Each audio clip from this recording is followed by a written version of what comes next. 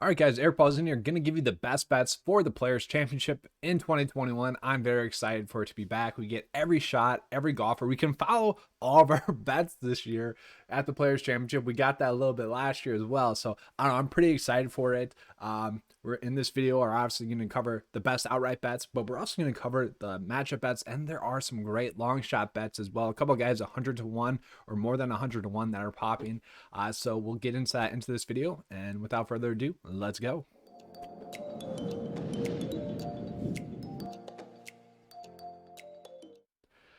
I do want to just say real quick, before we really dive down into it, guys, it is 50 plus degrees here in Madison. All the snow has melted. So I finally get to bust out my Christmas present this year. It's time to blade, brah. Just something I've always wanted, and I don't know, I just got older and just never happened, and my wife got these for me for Christmas, so I'm pretty excited. That's what I'm gonna do right after this video is go out and blade, brah. I'm just kidding about that. Well, I am gonna go out and blade, but I don't know, I'm just excited. A little bit of the inner Disney Channel Brink coming out there just now, but good stuff, fun stuff. Every time it gets nicer out, just a little bit better. Everything's just a little bit better, and it's 50 plus degrees, sunny out, snow's gone, starting to see some green grass. Good stuff.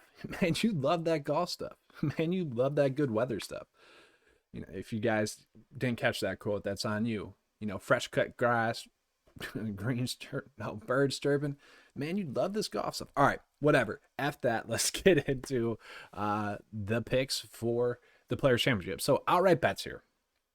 The nice thing about the Players Championship is that really you can really bet anyone you want because everyone is double digits or more. If you think DJ is going to win it 12 to 1, that's fantastic. He's a quality play, but I really do like someone like Patrick Cantlay. Now, I've worried about his upside really this whole year going out and winning an event, okay?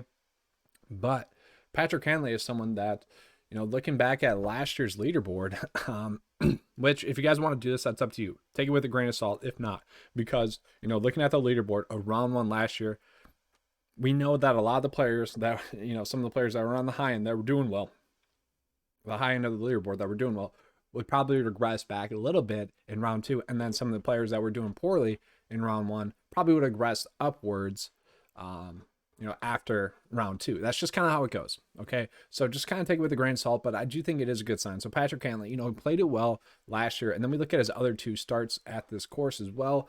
Or other three starts at this course, one missed cut, and then two other top 25 finishes. So obviously that is what you want to see. Quality there. Missed the cut obviously in 2019, not too bad. Recent form wise has been good as well. His worst start over his last four starts has been T15 at the Genesis Invite, which still wasn't a bad finish. So Patrick Cantlay, overall a quality play, top 10 stat rank, course history average, 48th, okay in that, but recent form average finish of 8th. He makes a lot of sense for me at 22 to 1. But honestly, guys, the starting point I think that we'd want to go with is going to be freaking Webb Simpson. So Webb Simpson played this course well last year. He always plays this course well. That's kind of the thing with Webb is that, P-tie specialist, if you will, just a good golfer all around. So his worst finish over the last 3 years was 16th, and then he had a first place finish obviously in 2018. This course is just made for someone like Webb Simpson. We look at the key stats. Effective drives gained, 4th. Effective greens gained there, 32nd, which is almost his worst stat. His worst stat is total putting, where he ranks 36th. First in birdie to bogey ratio, 9th in par 5 scoring. He's been playing elite golf as well recently. One bad start at the Waste Management Phoenix Open, but other than that, 4th, 17th, and then a 6th at the Workday Championship. So yeah, Webb Simpson just a strong pick at 22 to 1. That's something that is highly appealing to me. I really like him as a play at that price point. So I do really like Colin Morikawa as a play as well, but I also do like Victor Hovland. So if you guys caught the core plays video, you saw that I was really kind of worried about players that haven't had a start at this course. It's just kind of one of those things that you want to take with a grain of salt as well. So Victor Hovland here, he was playing well last year at the start of the first round. So I do see that as like a cherry on top. Obviously, don't go crazy with that because it's only one round, but he did play it well. So I think that that is something that is a good sign. Still, cherry on top. We got to look at the full contents of the drink here, or sundae here. Recent form average, 11th. Stat rank, 13th. So that's why it ranks out really well in the model, because you can't really penalize a guy for not having course history. Although, from what we saw, good course history. Going back to Webb Simpson, ideal course for him. This is an ideal course for someone like Victor Hovland. We see the recent form, it's been there. So he is going to be a quality play. I wish he was a little bit better overall, but top 13 stat rank, that is phenomenal. Victor Hovland at those odds is something that's highly appealing to me as well. And then just getting into some other kind of quick bets here. Terrell Hatton, Daniel Berger, Sungjae Im, Jason Kokrak are all plays that I like as well. And then Joaquin Niemann, Louis Oosthuizen. So let's not go crazy with it. Obviously, we have to pick and choose our spots here. But Daniel Berger, great stat fit. Obviously, he's shown upside recently. He was a guy that was playing well after the first round as well. Let me find him here. He was T7 at the start of the first, or at the end of the first round last year. He's a play that makes a ton of sense. And we'll just kind of rapid fire these guys real quick here. Daniel Berger, pull him up. You guys can see it, top 5 stat rank. Recent form average could be a little bit better. Course history average, not bad. He was kind of lacking that upside, which I think we would have saw last year, playing some great golf over the past really calendar year. So yeah, Daniel Berger does make a ton of sense as a bet at those odds. Then we look at someone like Terrell Hatton. So Terrell Hatton, once again, one of those guys that were, playing pretty well last year, -3. If you, one shot off of being a top 10 going into the second round there. So Terrell Hatton does make a lot of sense. Course history average isn't that good, but once again, we do kind of want to look at last year, but not completely because it's not the full picture. But overall, playing some great golf here on the PGA Tour, 2 straight top 25 finishes. He could be a little bit better stat rank, but he's not bad as a whole. He's getting penalized for his par 5 scoring. He's getting penalized for his effective greens gained, and he's getting penalized for his effective drives gained. And we kind of got to look at why. Well, last week was a tough tournament there at the API. Workday also played a little bit more tough, and then some of his other stats are coming in from the majors as well. So kind of take it with a grain of salt. He is still going to be a good stat fit overall because the tournaments that he has played in have been more difficult events. Then we look at Sungjae Im, Jason Kokrak, Louis Oosthuizen. Let's just highlight those guys. We can kind of compare them here. So Sungjae, Louis, and this is how easy the tool is to use, guys. You just type in the players you want to look at, and boom, you are good to go. Who else was it? Kokrak and Niemann. So the thing with Niemann is, if I'm going to bet Victor Hovland, then yeah, we just kind of have to bet Joaquin Niemann because he's virtually the same play as them. So we can just kind of compare these guys here, and this is kind of how I like to use this chart, is we can see that these guys are all top quality plays. Sungjae Im, top 24 in the model. He's getting knocked because of his course history. Jason Kokrak, top 22 in the model. Joaquin Niemann, second in the model, and then Louis Oosthuizen, 18th in the model. So kind of going back to the round ones of last year, Niemann was struggling, but once again, not horrible, +1. He's a guy that easily could have turned it around after his first round. We look at Jason Kokrak, though. That is where I really like it. He was playing well there. Has decent course history here as a whole. I think if you factor that in, that's going to help him out a little bit more. Louis Oosthuizen, it's kind of what do you want to do with him? Because last week, we look at what Corey Connors did last week, guys. Corey Connors was kind of the poor man's version of Louis Oosthuizen. Louis Oosthuizen was in better recent form and was a better stat fit. He could have easily went out and been in contention last week. Louis Oosthuizen is a guy that, typically does play a course like this well. He's a good stat fit. Overall, I like Louis Oosthuizen a decent amount, but these guys kind of longer shot bets are all guys that I do like as longer shot bets if that's the route that you choose to go. If you guys want to play Jordan Spieth as well, that's going to be up to you. I don't see myself going that route, but you easily could do that if that's kind of the route that you guys want to go. So I'm not seeing any matchup bets actually just yet. Thought that they would have those out already. Let's see. No, nothing just yet. So we'll do top 40 bets here, and then we'll get into some long shot. That long shot life, if you will. It's that's what you got to do. It's more fun that way. For top 40s, what I want to do, and this is something that you guys could easily do this week because we're getting some names like Sungjae Im at plus numbers. That is fantastic. Will Zalatoris, a guy that's had, 9 out of 10 straight top 25 finishes. That's spectacular. We're getting him at 125 to 1. Harris English, who finally showed some form last week. Honestly, he could be a sneaky long shot bet as well because, he kind of faded off after his win. That typically does happen. But eventually a guy like that is going to figure it out. And we just kind of look at Harris English as a play. This is kind of where you guys have to decide what you want to do with bets. Are you trying to hit a outright winner, or are you trying to make money? So course history average and recent form average is not that great, but going back to round 1 of last year, he was -7. Okay, this is an ideal course for Harris English if he's going to be playing his golf game. Now, he did struggle for a little bit there after his win, so he won, played decently well at the Sony, and then 2 horrible rounds. Finally, he didn't play okay at the WGC event. I think it was just kind of a mental hurdle for him to kind of just get 4 rounds, and then last week he played well at the API. So he's a guy where all things come together for him. He could easily be in contention, and he could go on and win. A 2-time winner on tour this season. That's something that wouldn't shock me, but to get him at those numbers to just +40, I like that a lot. We look at Ryan Palmer, spectacular option for you guys this week for a top 40. If you guys want to bet these guys top 30 as well, you can. Obviously, just not as good of odds. Cameron Tringale, who we'll talk about here in a second, excellent. Max Homa in great recent form. These are all guys where if you just bet them to top 40 this week, or top 30, whatever is available on your sports book, if your focus is to make money, you guys are going to make money because majority of these guys are going to top 40. If you want to look at some longer shot top 40 guys, Brendan Steele does make a ton of sense. Brendan Steele has been a player that has been really popping recently. All right, we'll get some of these bets out there. I keep clicking on names and we can't make those bets, obviously. It's going to be up to you guys to decide what you want to do. I'm just trying to give you guys the tools to succeed, but Brendan Steele +225. I like that a lot to top 40. He's a quality play just across the board this week, and I'll pull him up here as well. He's a guy that low-key could play really well here. So effective greens gained, 38th, effective drives gained, top 20, ball striking top 20. If he cuts down on his bogeys a little bit and can score in the par 5s, he's going to be a quality play. But we look at what he's done at this course in the past: 57th, 6th, 79th, and a miscut. But he has been playing a lot better recently: 18th, 43rd, 34th, 30th, 21, and then a 4th place finish. But really, guys, I don't want this to be, it's not a lock bet. Let's not get crazy with it. But Andrew Putnam as well, right here, I really like as a play as well. If you just want to bet him to top 40, you can. It's going to be up to you guys, but let's just pull him up here.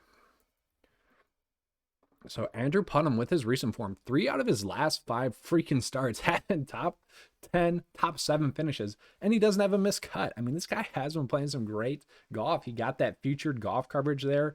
What was it? The Genesis invite, I think it was. I forget who withdrew, but he was in like the main group and ended up playing better than them.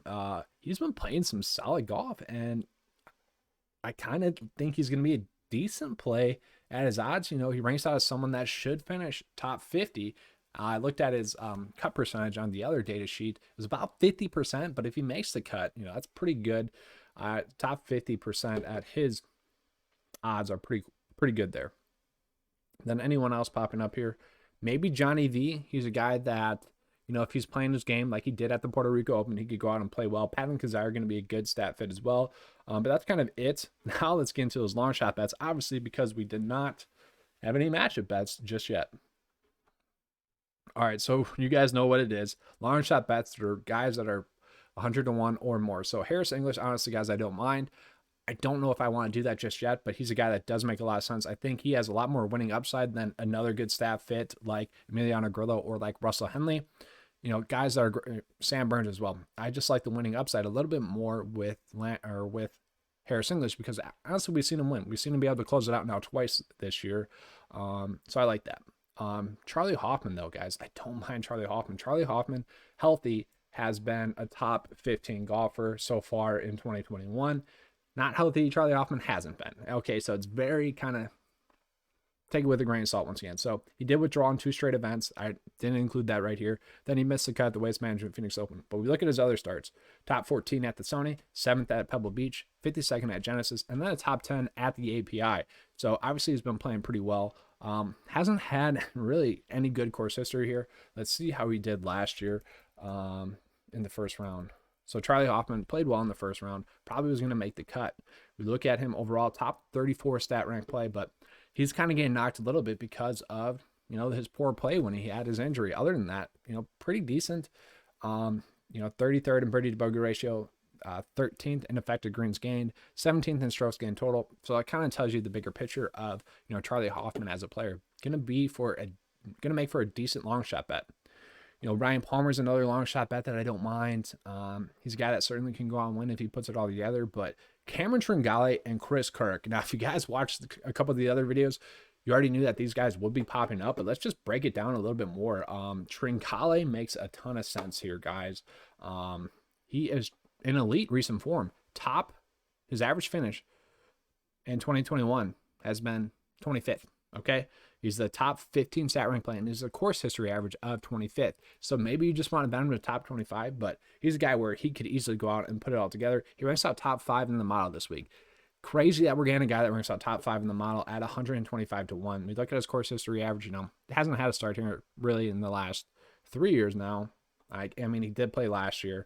He wasn't playing well, but once again, take it with a grain of salt. He's a guy that possibly could have bounced back, but he didn't play well. But also, that was kind of, he really phased out of his golf game kind of at this point last year and has found it again. So, you know, let's take it with a grain of salt.